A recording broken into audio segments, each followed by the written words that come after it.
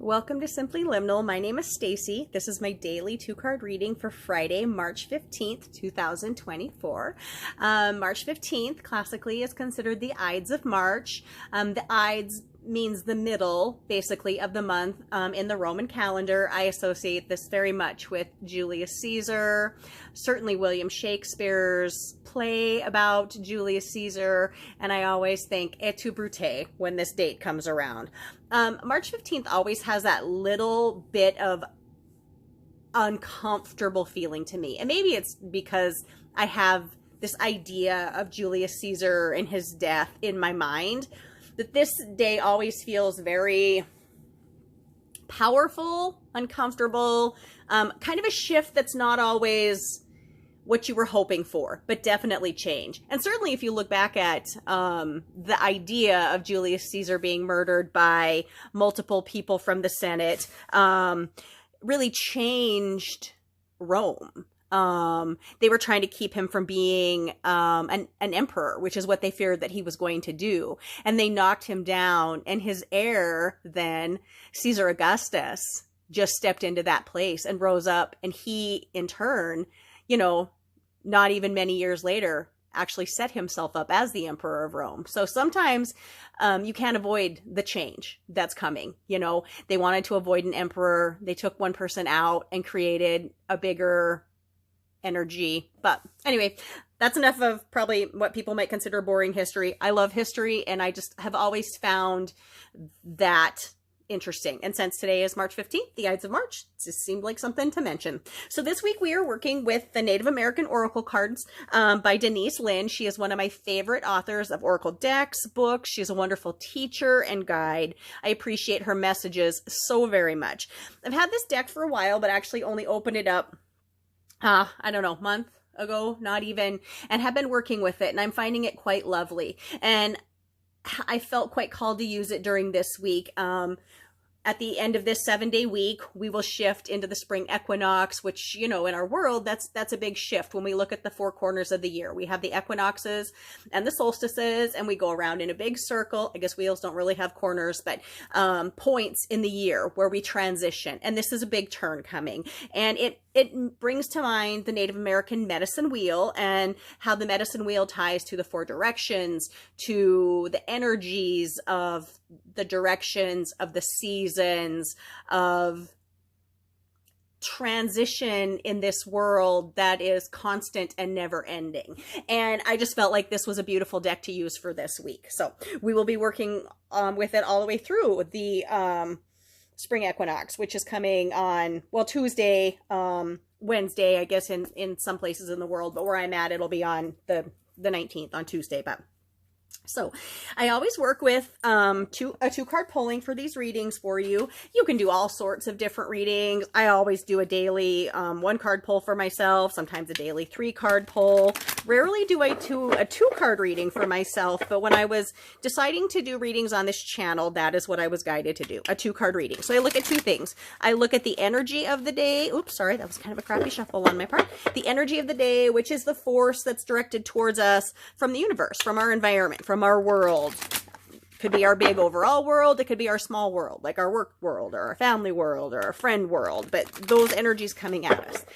And then the focus is our intention, our effort, or our response that we put into those energies, because ultimately we have a choice in what we do. We make choices. We are co-creating here with Spirit. So Spirit gives us something, and we have paths that we can take and different doorways that we can go through. And that is why I find that these cards are such a great director helping us into the liminal spaces. So anyway, let us look at the energy for today. Okay, now these cards are kind of shiny, so I'm doing the best I can with them. And then our focus card. I always try to pull these in front of the camera so everyone can see that that it's spontaneous, and I am just as surprised by these readings as well.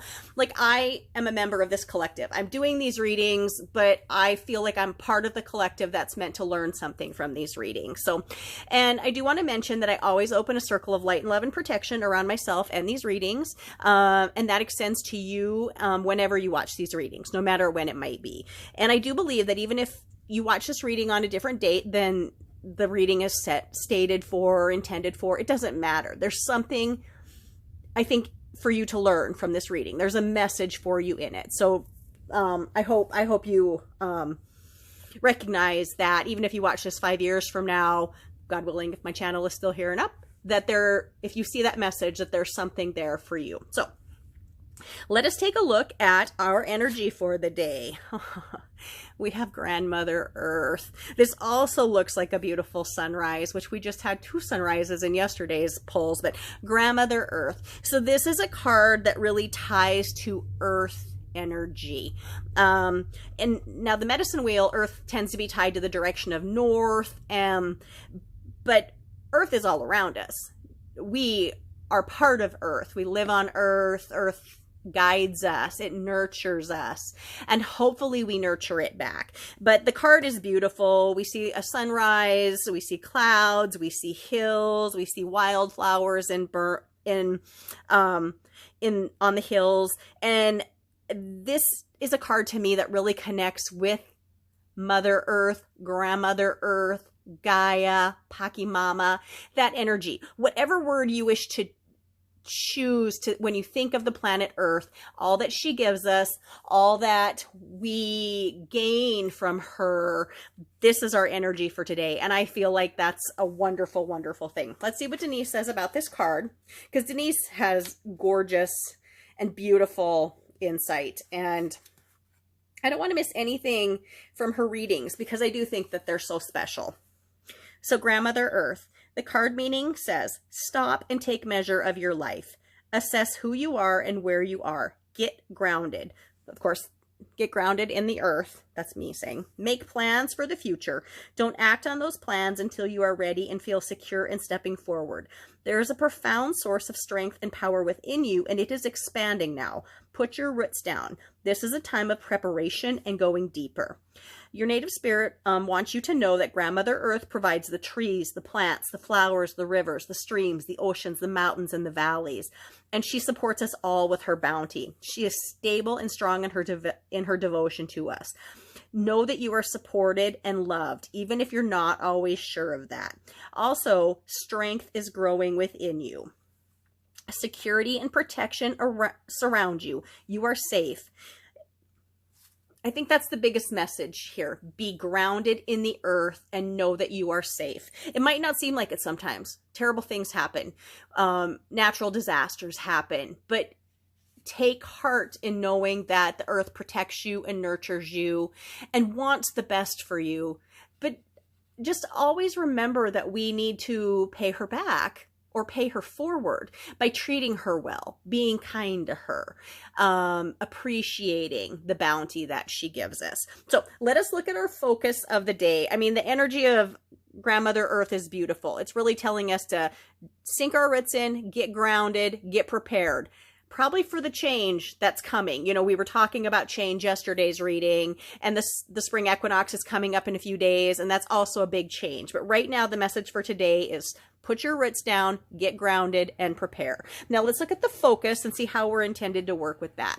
So, Sweat Lodge. So here, this is something beautiful here. We are in a night sky now, maybe a twilight sky looking at it, but this is a beautiful, mystical experience. And I think this really connects to, again, trusting your intuition and going deeper within yourself, connecting with the world around you, connecting with your spirit guides and guardians, and connecting with your inner self, your deepest soul, the part of you that lives on and on and on. Even when our human body has crumbled into dust, our soul goes on. Our soul lived before this lifetime, and our soul will live after our lifetime. And I believe that this card is telling us that we need to get in touch with that while we're getting grounded.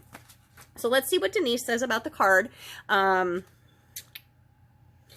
Get to the right page here. She has lovely guidebooks. I just could read them just like a bowl of candy.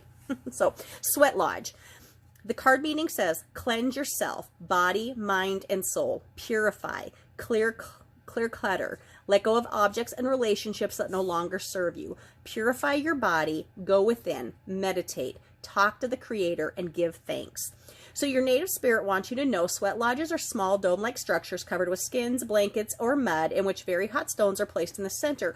Water is poured over the stone so that hot steam arises from the rocks. Thus, the sweat lodge, with its hot steam, is used for purification ceremonies as well as a place to commune with the divine. This card chooses you to tell you that it's time to clear out the clutter in your life. Sometimes clutter can be things in your closet that you don't love or use, but sometimes clutter can be outmoded relationships or habits that no longer serve you. The clearer your inner and outer space becomes, the easier it will be to hear the sweet messages from your soul. So really the message of the day is telling us to declutter, which we kind of got. Yesterday's message was telling us to release, because we have to be able to release things to bring new things in. But so we're telling us clear. And if you do clear these energies, if you do clear your space, if you do clear your mind, clear your work environment. Yeah, I need to clean my locker at work. It's a hot mess right now. So maybe that'll be something to do when I go back for this next stretch.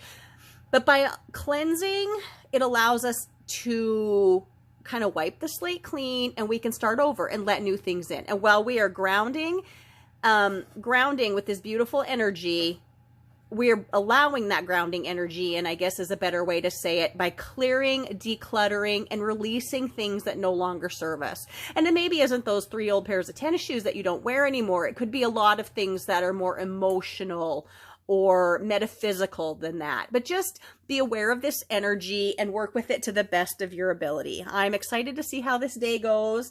Again, our little March 15th, the Ides of March energy today, telling us to ground and clear clutter. So I hope you found this reading helpful. I hope you connected with it in some way.